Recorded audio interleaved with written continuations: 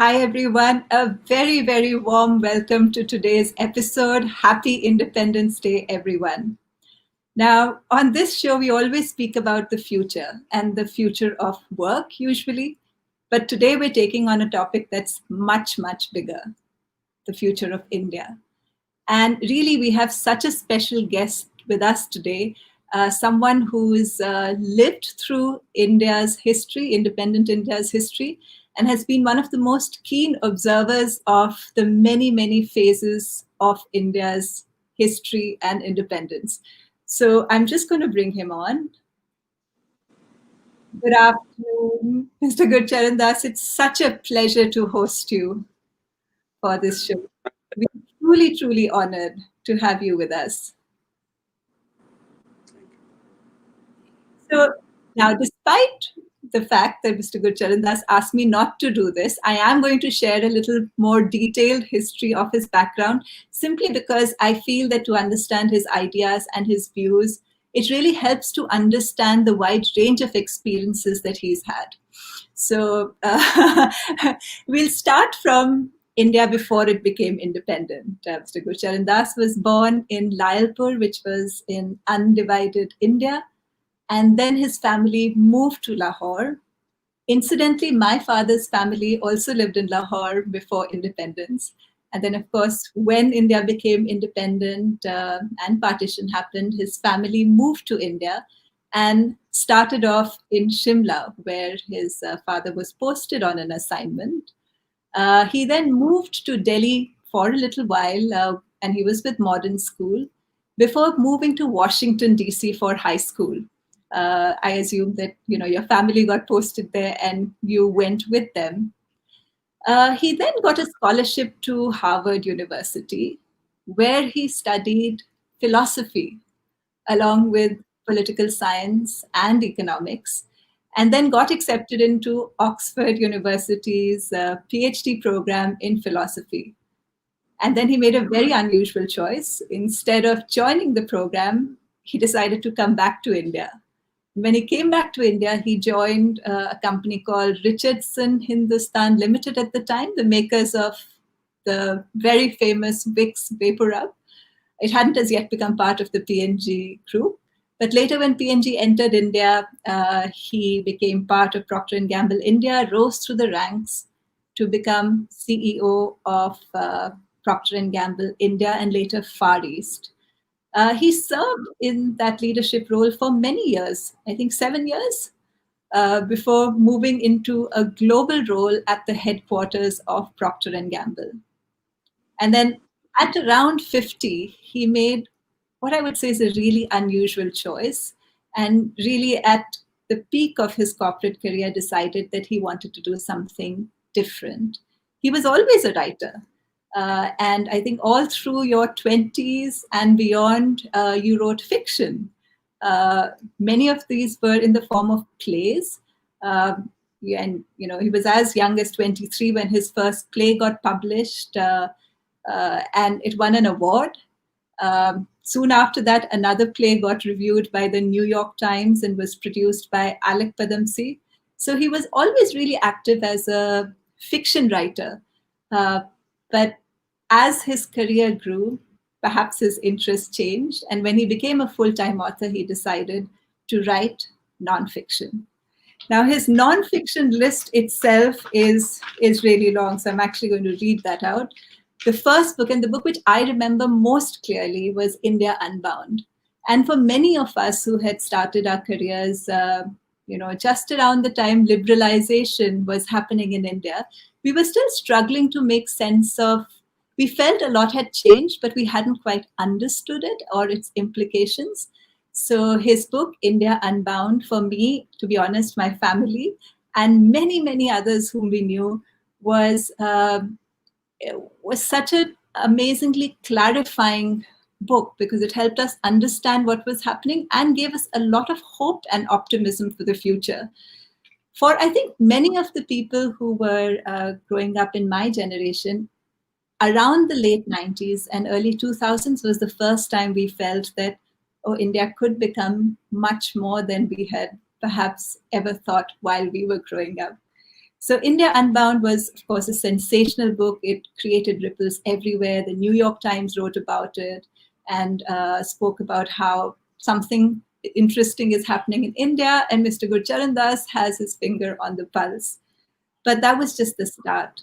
Soon after came the elephant paradigm, where he compared, India's pace of change and India's style of change and how different it was from many of the other countries, particularly in Asia.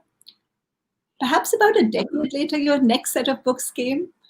India Grows at Night in 2012, and then The Difficulty of Being Good, which I really love, by the way. It's such an interesting book, such an interesting take on the Mahabharata and what it means to live a life of dharma.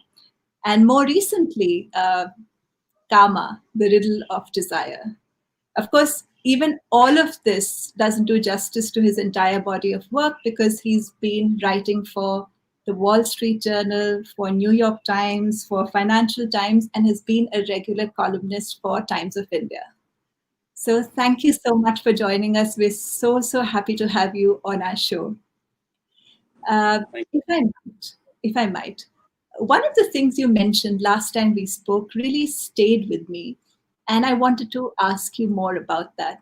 That was something you said about, how a life is not found or discovered, but instead created. And certainly looking at your body of work and the kind of varied fields you have, actually been excellent in, it certainly looks like a life that was by design. Would you mind sharing a little bit about, what this meant for you personally? What does it mean to create a life that maybe suits your multiple areas of interest and potential? Well, I'm delighted to be here with you, Shalini. And I would say that, we're going to talk about the nation today. And just as a nation is created, so I think is a human life, that you create a life. You don't find yourself, you create yourself. And frankly, it was not at all a designed life. At each stage, I was seeking what I was making decisions on the fly as I was living, and I broke away from each time from what was expected. And so, I mean, when I went to Harvard, I wanted to go in the footsteps of my father, who was an engineer, and I quickly discovered the humanities, the great books, the arts, and even Sanskrit. I did Sanskrit for seriously. I studied Sanskrit at Harvard, and it. So, and I ended up with philosophy. And then when I was about to go into a academic career in philosophy, uh, I suddenly asked myself, do I really want to spend the rest of my life at that stratosphere of abstract thought? And so I got cold feet, and I decided not to take the fellowship to Oxford and came home. And then my mother was quite embarrassed that she had an unemployed son who didn't know what to do. And her neighbor would ask her all the time in Chandigarh, "Toda munda ki kar reha?" And she would have sheepishly say, "Bhai pata nahi." And so, to spare her the misery, I saw an ad in the paper, and it was for a job looking for trainees for this company that made Vicks Vapor Rub. And so I started selling Vicks Vapor Rub. And frankly, even that was not a planned idea. And I thought I would just be like doing it for a short while until I really went on to a career. But I really enjoyed the rough and tumble of the bazaar. And so, like the man who came to dinner, I stayed on, and I stayed on for 25 years. But meantime, I also had a weekend career, which was that of as you talked about, as a writer. But I guess what I'm saying is that, and also then in my mid-40s, I had this sort of midlife crisis when I asked myself, is this what life is all about? Uh, these were all good brands of Procter and Gamble. But I suddenly said, but there must be more to life than these wonderful brands. And so I quit to become a writer. My point is, and even as a writer, I evolved into writing a book on each Purushartha. I was educating myself in each stage about a new facet of life: Artha, Dharma, Kama, and now Moksha. So it's been it's been a life which certainly not by design, but it's a created life. And I guess my point overall is this: that if you're going to spend a third of your life working, you might as well do something you love. I've always had a very simple definition of happiness, which is to love the person you live with and love the work you do. So if you have both of those, you are way ahead. And each stage, the decisions I made were not planned, but they were guided by this idea that you must feel passionate about your work. It has a way to give meaning to your life. And so the other side, the other part of the equation about loving the person you live with, well, read my book, Karma, the Desire. I've dealt with that subject. What's so interesting is, and we were speaking about it a couple of episodes ago, one of the most popular courses at Stanford is a course called Designing Your Life. And that course is all about discovering which activities or which fields bring you joy, and then designing your life around them. And it's just a very different way of looking at careers from the very standard. What is it that you're good at, and trying to find work in an area that you're good at. It's all about with understanding that what brings you joy, and often a really good indicator of what your life should be all about. So it was really nice that you said that. I have a question for you on whether some of these ideas apply at the level of a nation itself. Do you think nations are created, or do they just are they found? Do they just grow?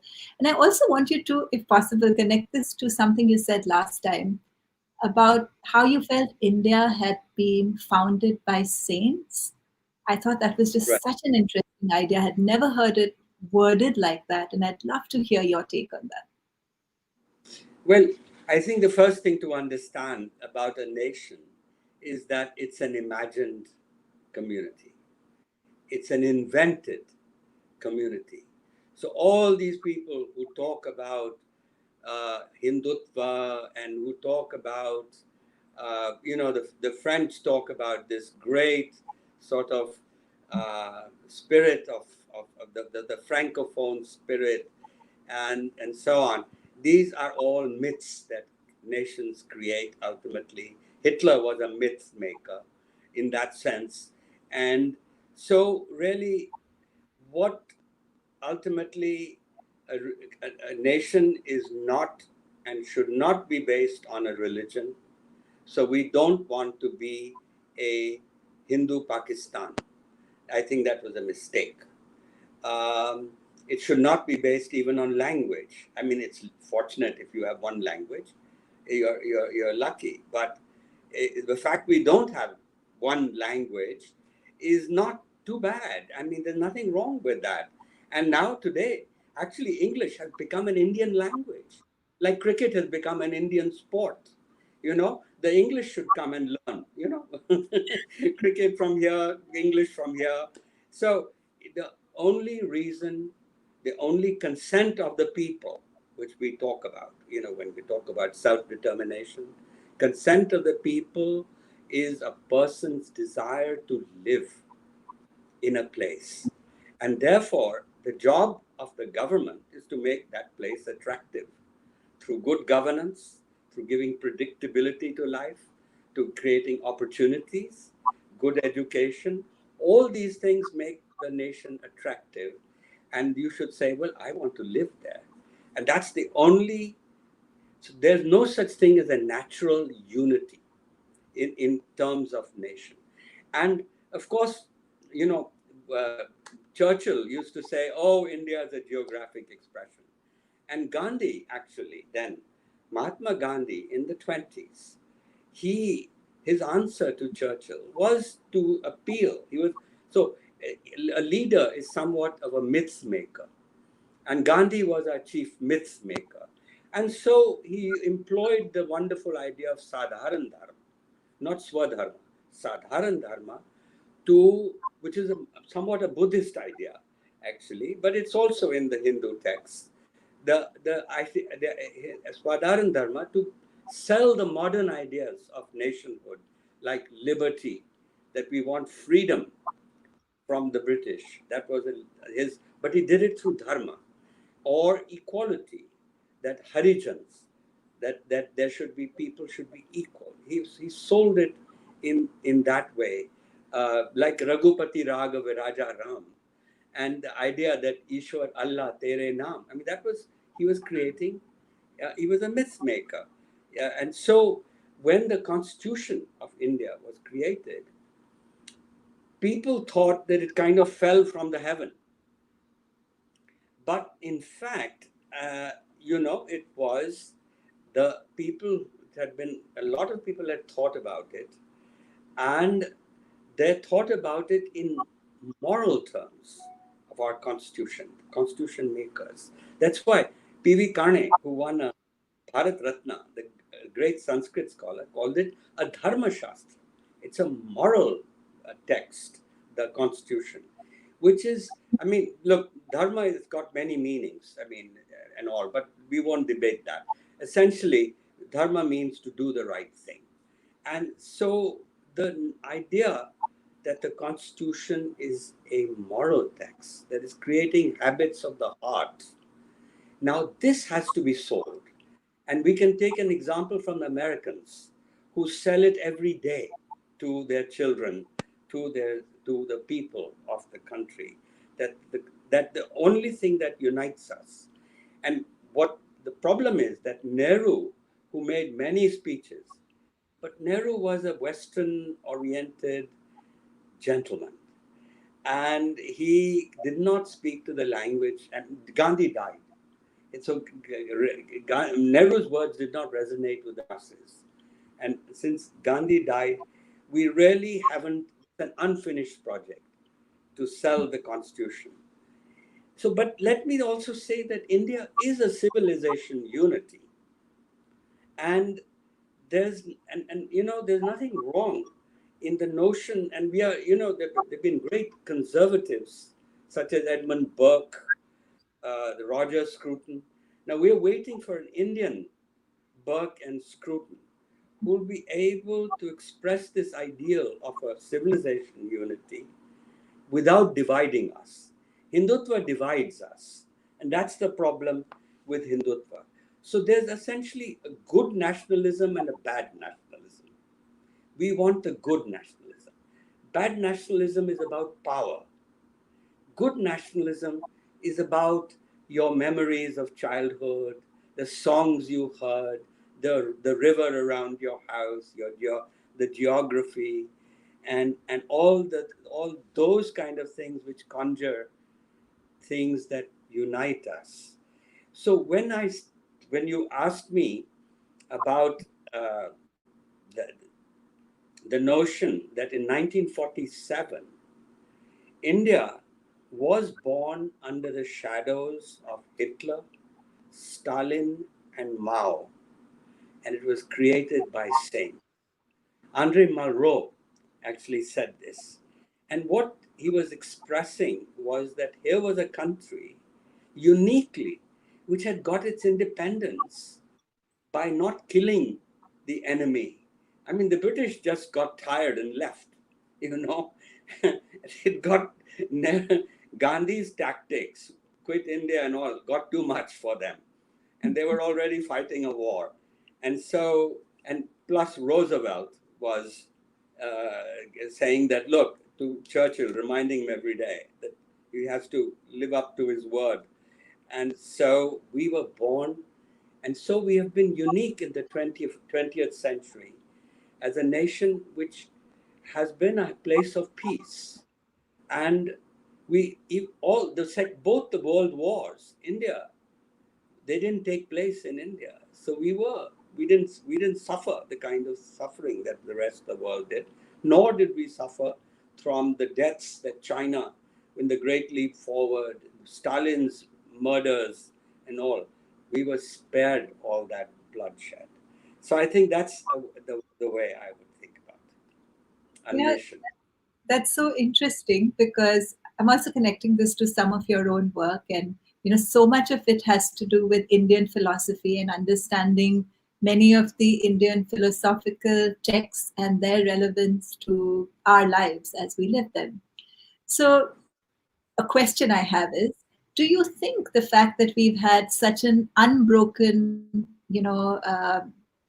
philosophy that has endured over centuries, and somewhere perhaps without even being necessarily people consciously studying books and becoming pundits or becoming people who formally studied some of these texts, has it influenced us in a way that has perhaps allowed some of what you spoke about to occur more naturally, like the fact that our constitution was created as a dharm shastra, as you said, or some of what I think you wrote about, which was accepted in China, would never have been accepted in India because there was such a philosophical difference. So I'm wondering what you think about the fact that we've had this sort of unbroken, very, very long philosophical tradition. Yes. Well, I think the interesting thing about the history of India is not uh, it's how old it is, but really the continuity that these texts like the Mahabharata and the Ramayana are texts that are actually shared in our country. In fact, one of the greatest renditions of the Mahabharata is done by a Muslim tribe in Gujarat. They go from village to village singing, and for them, the hero of the Mahabharata is not Yudhishthir or Arjuna, but Karna. So it's the song of Karna that they sing. So everybody has, a way of looking at the past. But coming more closer to today and where we are, I see the history of India in terms of four milestones. Now, the first milestone of independent India is 1947. But in 1947, Azadi, which we are celebrating today, um, Azadi that we got really was political because very soon after we became free, in the 50s, we lost our economic freedom because of the Nehruvian socialist model, which took us, in fact, to a dead end. And it took us 40 years to realize that. And finally, we got our economic freedom. So that's the second milestone. By the way, there's another milestone in 1975, 77, when the emergency, when we almost lost our political liberty. So the second milestone is 1991. Now, that 1991 actually is, many people just don't realize how big a deal it was. Because actually, the rise of India that we talk about today started then.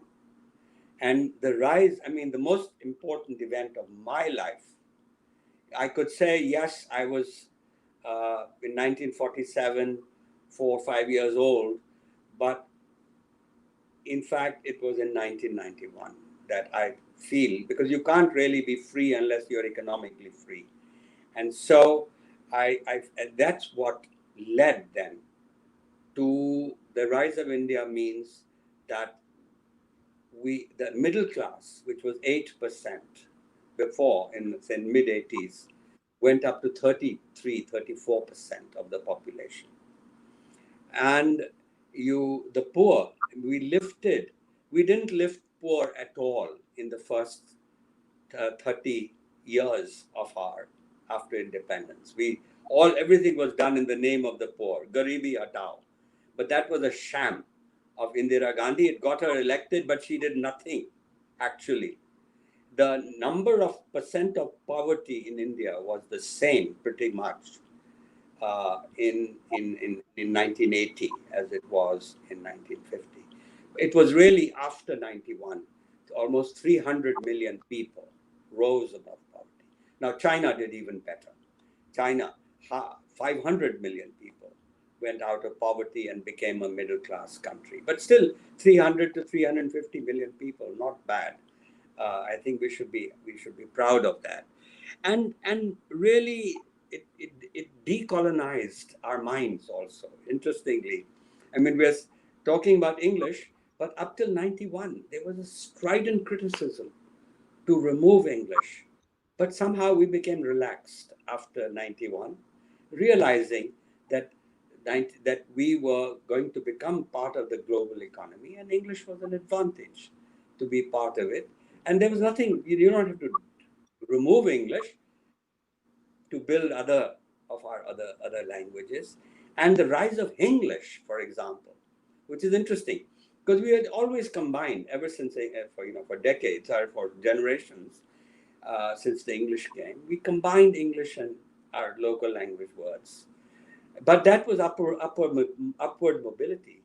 But in the 90s, English really became the aspirational, it was the cool language of the middle class.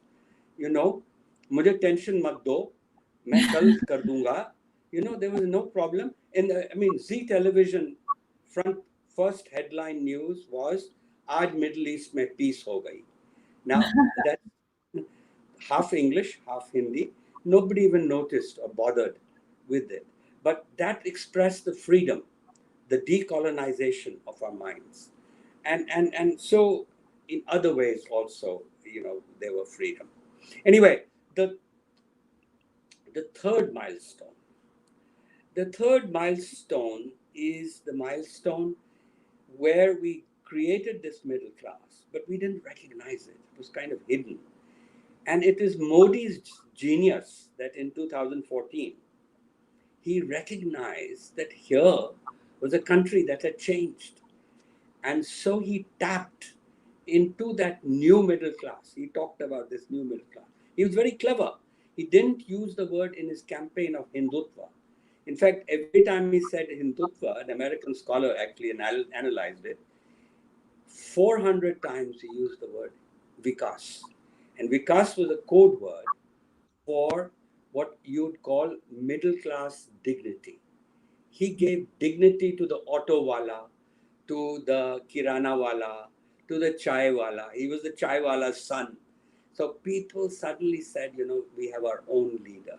So this idea of middle class dignity, now he's not lived up, in other words, he hasn't done the reforms to make us create the kind of jobs that the middle class expected. But the point is, though, it was an affirmation. And finally, the fourth liberation. Each one was a liberation, right? Liberation of a certain class, liberation of, finally 2018, I would call emotional liberation. Now, all the rest was in the public space. Emotional liberation is also very important for human beings. What happened in 2018? First, you made triple talaq illegal. That liberated half the Muslim women of the country. Then you made adultery illegal. In other words, adultery was a criminalized offense, but it was based on the notion that a woman is a man's property. So the other man would have to go to jail. And so they got rid of this colonial law. And they also made the homosexuality legal, which was again a colonial law that they got rid of. So I don't know how many homosexuals, maybe 15, 20% of the population got liberated. And they allowed entry into temples, free entry into temples. All this was done by the courts, by the way. And finally, Me Too the Me Too movement did a lot for women. So I just wanted to say that this is another milestone. But let me also say that we are still waiting for one more liberation. And that is, there's a difference between being a democracy and having good governance. And we are still waiting because India has law, but China has order. You know, like the TV show, Law and Order, you need both. China needs law and India needs order. And so that's the liberation we need of the reform of our governance institutions. That actually brings me to my next question, which is, in a sense, hidden in the tone of your books. So, your earlier books in the early 2000s were, absolutely optimistic. And, there was almost an unbridled optimism about how India is just going to rule over the next few decades. But your writings in the last few years have been a lot more tempered.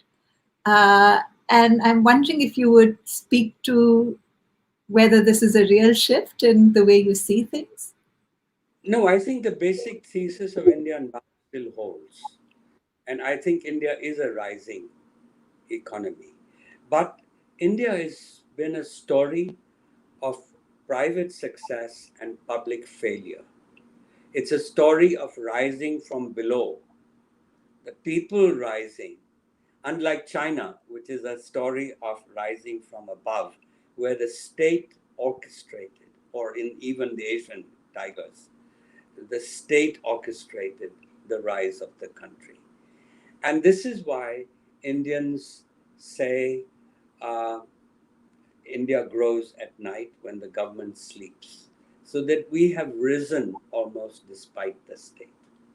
And we have to grow during the day now. And it was partly, I think, by the research. I was worried.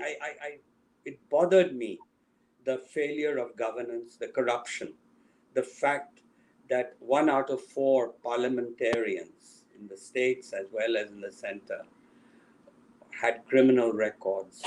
It bothered me that 1 out of 4 school teachers in a government school was absent, illegally absent. It bothered me, the corruption in our society. And that's where I began. I went to study the Mahabharata, which is a text obsessed with the notion of dharma. And so I thought maybe that one could learn a lesson. And at the same time, the Anna Hazare movement came about, and that was again a fight against corruption. And so there was India was rising, but not rising, but happiness was not necessarily growing. People were improving their lives economically, but there was still just too much. Um, so it was really that got me the work I did on the difficulty of being good, understanding the notion of Raj Dharma that Bhishma teaches to Yudhishthira in the Mahabharata. It was um, really the idea that we were a democracy, but we were not yet a liberal democratic state. A classical liberal democratic state has 3 pillars. It has the pillar of a state which can deliver, a state which is efficient and which can act when needed. But second pillar is that state must the state must act uh, according to the rule of law. And the third idea was that action of the state is accountable to the people. That's the democratic ideal. So we have accountability in that sense. We have elections, we change our rulers, and um, and you know, I mean, no matter how confident Mr. Modi may feel today, but frankly, uh, you know, he may go in the next election if things turn bad for him. So that is there, but the biggest single failing I believe is the idea that this classical liberal state that our constitution was looking at uh, had failed because of governance, because of poor state capacity. The democracy created huge demand of people for all kinds of things, free rice, free all these things, and we had and we couldn't create a delivery mechanism. So I think what has let us down is the four portions of governance, and this is why the state was created. Frankly, it was created for governance. Bhishma says, "Why do we need a state?" And you need the state because you need one um, to have law and order, the police. You need a judiciary. You need a bureaucracy, and you need parliament. Now we know even I, who am privileged, I would be scared to go to the police station in my neighborhood. I wouldn't be. I'm really afraid. And the police often acts as just like a handmaiden of the chief minister. So we need police reform. Then, second is judicial reform. Uh, why should it take 15 years to get justice in the court? That's 50, and why are there 3.5, these under trials? I mean, the courts, the cases that are not settled. And so it's justice denied.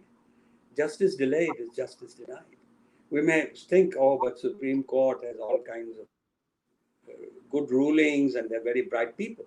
But at the sessions court level, the ordinary person doesn't get justice. Bureaucracy has been one of the problems. I mean, it was supposed to be the mechanism for delivery, and today it has been essentially the main roadblock. You can understand it. The reality of our bureaucracy is that a person who's outstanding, delivers great results, works 14 hours a day, and there are civil servants like that. That person gets promoted on the same day as a colleague who works 2 hours a day and doesn't do anything. You can't have you work for Deutsche Bank, and you work for big My companies, father was a civil and servant, you so can't have a system which penalizes the high performer and rewards the poor performer. That's highly demoralizing. So this bureaucracy is very demoralized. And despite very good people, and despite very good judges, the system is very poor. And similarly, the case of people in parliament. So all I'm trying to say is, this is the reform. The fifth liberation has got to be the liberation of the country, which will bring us predictability in our lives. And a state brings predictability. And what we haven't done, we've achieved a lot. No question about it. We've achieved a lot. But we did not keep recreating. We talked about creating, inventing our own governance as we went along. We did not do that. The Britain, we inherited a civil service from Britain. They have reformed it completely. And Australia, New Zealand, Canada, they've reformed their bureaucracies. But we have not reformed. So I would say that's the disappointment that, um, you know, that you were speaking about, and which I feel that we should not be only a bottom-up success. We need the top as well, and India needs to grow during the the day and not only at night. So then let me ask you, as we are speaking in 2020, and as of course you know, the next few decades are going to be transformational across the world from an economic technology perspective. And I think countries everywhere, societies everywhere, educational systems everywhere are grappling with the idea that with traditional career routes changing so fast, and with our existing, perhaps existing in many parts of the world, educational systems which were based on memorization or learning in a received format rather than creating knowledge or creating ideas of your own. Um, uh, what's your sense about how well prepared we are in India? Because you spoke about the governance challenge. You Right, also, I think, have written about how you've seen that political parties across the spectrum have never really supported any true reforms. right. So, wondering how what your perspective is on how well prepared are we in India in 2020 for a future that's going to require a lot from us and a lot that's going to need many of these fundamental shifts in governance. Right. Well, I must say, the new education policy is a good policy. Is a good policy because a lot of these things, like rote learning, they have got an emphasis on critical thinking, conceptual thinking, instead of rote learning. And there are a lot of very good things which give flexibility, uh, both from right from and there's a obsession with foundational learning, which is very, very, very, very good. Outcomes are more important now than inputs. I mean, the whole Right to Education Act was a disaster because there was not one word about outcomes. All was the size of the classroom and how many student teacher ratio and all that thing. So uh, I feel we have a blueprint, but the problem with the new education policy, I wrote a piece a Yeah, few I weeks ago. I called it 1.5 cheers for the new education policy. And why? Because, I mean, why not 3 cheers? Because it did not really come to grips with the crisis of Indian education. And it's a systemic crisis. And that crisis is the problem. As I said, 1 out of 4 school teachers does not show up. And 1 out of 2 who shows up is not teaching. Teachers, only 10% of the teachers would pass the TET, which is the teachers eligibility test. Teachers routinely have been hired in on the basis of buying the job from politicians. And in fact, well, there's a chief minister today who's in jail because he sold jobs to teachers. And once the teacher bought the job, gave a couple of lakhs of rupees, then the teacher didn't think he or she had to teach. Anyway, those are systemic failures. And the other side of it is that today, because of these failures of the government school system, people have been pulling children out and putting them into private schools. Now, the private schools that have mushroomed are also not very good. I mean, it's the private, in fact, we think of private school as an elite school, Doon School, Mayo, and all those things. But actually, 70% of the private schools have fees less than 1,000 rupees a month.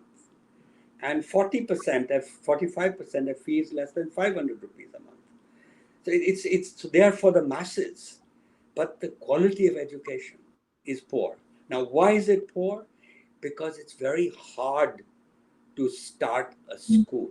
We don't realize it, that you need a 40 to 125 permissions, and each permission requires a bribe.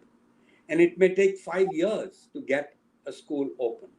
So, honest people, idealistic educators, they can't open a school.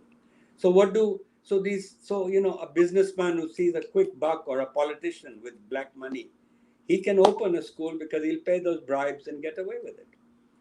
So you need autonomy for the private system. Now, half our children today are in the private school system.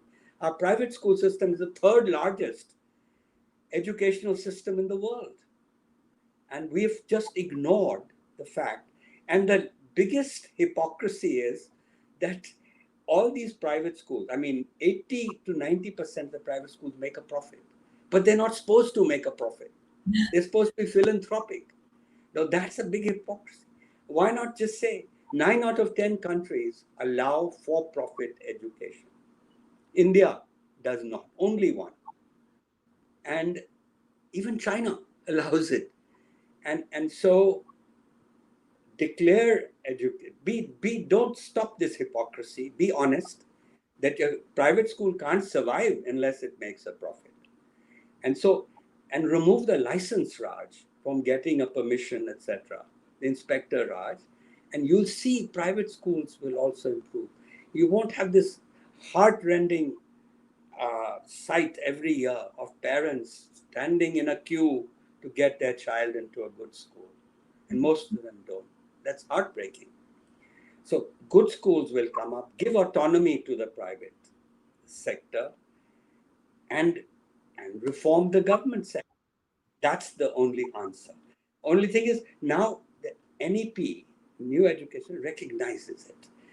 But what it doesn't recognize is the systemic. Who's going to bell the cat? Frankly, teachers are politically very powerful. No politician is going to touch them. They are themselves politicians. And Mayawati was a teacher, Mulayam Singh was a teacher, and they have power in their hand, and they monitor the polls. So every politician is scared of them. And half the employees of the government are teachers. So who's going to take them on? Those are the problems. That's why I feel a little disheartened about the prospects for the average Indian. Surely the 15-20% who are in good schools, who will work despite the system, who will rise, they'll go then to Silicon Valley, and they'll become head of, Microsoft or whatever. Those guys will be there, But for the average person, it's a tough situation. I understand what you're saying, that the big revolution, as you spoke about, the reforms, which are in a sense foundational to so many aspects of our life.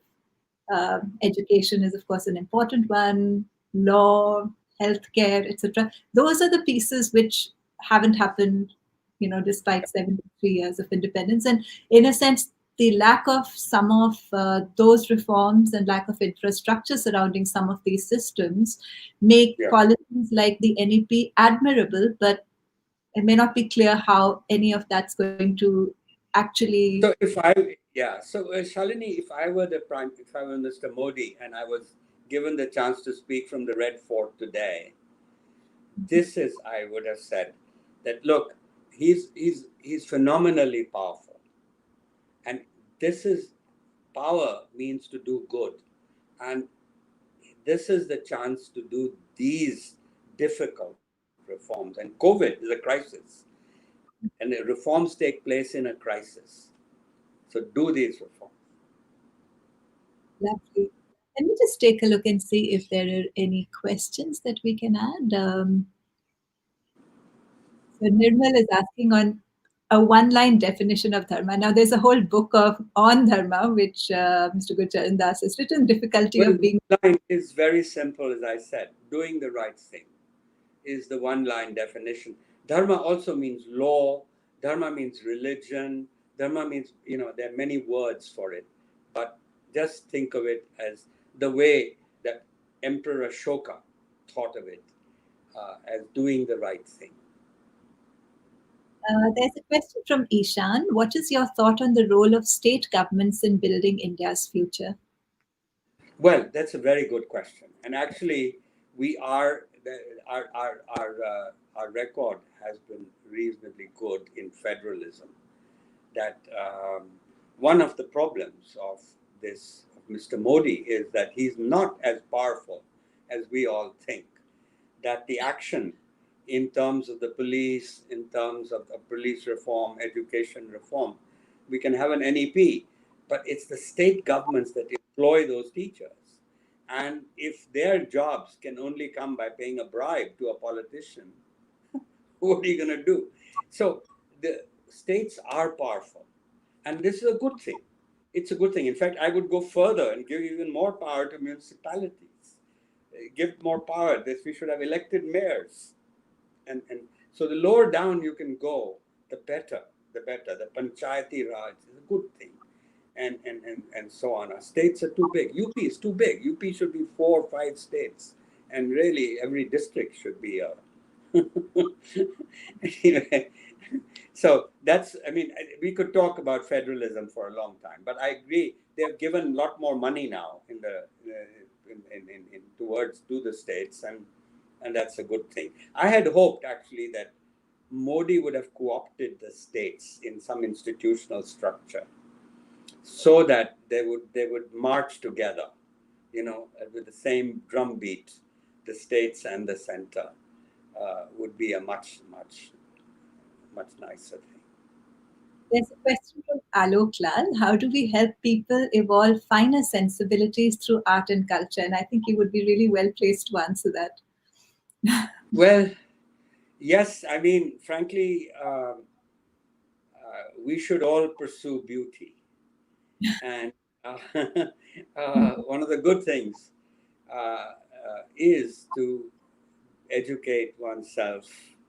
It's an education. Your first reaction to a painting or a piece of music isn't necessarily, it's something you acquire, and people are lucky who learn it at a younger age.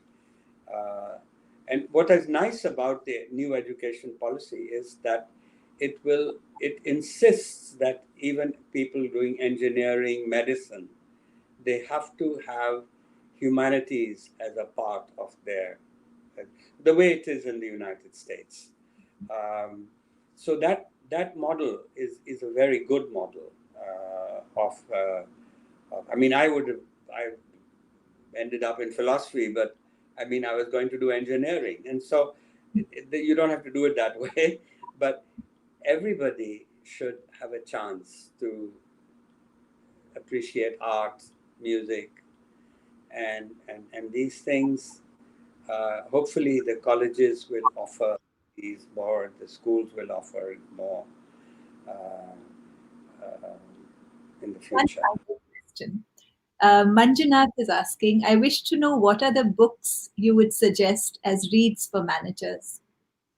Oh, for managers, Yes. I don't read business books. I must tell you, I never got an MBA, uh, but I can only say, I must say that you never got an MBA, but when you went to Harvard, 3 of the cases were about your work. So, I mean, well, that's I getting an went MBA. later to Harvard Business School for over 2 summers, because just when my company appointed me as head of the company in India, they thought I better learn something about business, and so they sent me, and that's how I ended up at to spending the advanced. It was called the Advanced Management Program at Harvard, and they did do 3 cases. The Maybe the literature, like non-fiction books or anything that you Right. found. I'm not very good, except I do remember that the Peters and Waterman book, In Search of Excellence, was a classic, and and I would say that's still the ideas. That was one of the few books I read, and I would suggest it. Um, Fiction, uh, fiction, philosophy. Fiction, philosophy. Well, we need a lot more time to talk about it. But the great books, I would say Google great books, and 100 books will pop up. then from those 100, Google further the areas of your interest and just read a book a month from those, and you will have. Don't stick to business books. Business books are, No, life is too short. Business is for doing, not for reading. I actually I also agree about with that, because I think many of the real insights, about human behavior, or about right and wrong, or about larger philosophical questions, you won't ever find in business books, but you'll find them And in other yeah, books. and let me just say, you had mentioned in your introduction, written introduction to this, I'm a management guru, and let me define what I think of, in my view, is a management guru. It is somebody who is good at understanding GU, but relatively useless RU, guru. And the problem, of course, is that, Shalini, that my name also contains the word guru. Yes. But it was always so. Until the age of 3, my name was Ashok Kumar. Uh, m- my mm, my grandmother suspected that my mother gave me that name because she thought my mother was secretly in love with a Bollywood actor named Ashok Kumar. So she took me to her guru and told the guru, give this e munde nu na diyo, give this boy a name. And so the guru, since she put me at his feet, he looked down and he said, well, let's call him Gurcharan Das. So overnight, at the age of 3, I was transformed from the Prince of Happiness, Ashok Kumar, to the humble servant of the feet of the Guru, Guru Charan Das. That's a Gave, lovely story. Guru thought I needed to learn humility. But poor fellow, I think he still doesn't, he failed because I haven't yet learned humility. What's next? I know you're writing the book. So I've written these 3 volumes on Artha, India Unbound, Dharma, difficulty of doing good, Kama, the riddle of desire. So the 4th Purushartha is moksha. And moksha is what I'm writing on. However, moksha, the way that a lot of people think about it, is the idea of liberation from birth and rebirth according to the law of karma. But actually, the original meaning, Sanskrit meaning of moksha, was just freedom, liberation. And they give the example of a horse without a harness, free horse. And so, since I don't know if there is rebirth or an afterlife, I don't even know if there's a God. But I do know when I am not free and when I'm shackled. I do know when the ego binds me and I'm too self-absorbed or too self-important, and I see those as being the shackles in the way I live. And so um, it's about liberation in this world, Jivan Mukti, in this life, and not necessarily in another uh, life sense. So that's a preview. Sounds fascinating. Can't wait to read it. Thank you so much for coming on our show. I realize we're at the hour. It was such a wonderful experience having this conversation on Independence Day. I'm sure all our viewers enjoyed it. And for all those of you who've watched this and enjoyed it, please feel free to share it. And a little bit of housekeeping, a replay of this will be available on my profile on LinkedIn and, of course, on YouTube. And on Monday on the Uncubed website. So, with that, I'm going to end our conversation today. Thank you so much, sir. It was such a wonderful experience. Thank you. So, for everyone else watching, I really enjoyed the conversation. I hope you did too. Stay tuned because next week we have Anuranjita Kumar, who was ex CHRO Citibank, author, entrepreneur, joining us for a conversation around diversity and what the future of diversity means for India. We're going to take a look at, of course, gender diversity, but we're also going to look at maybe some of the other forms of diversity and what we should do in our personal and professional capacities to integrate some of that. So, with that, thank you very much. Have a great weekend.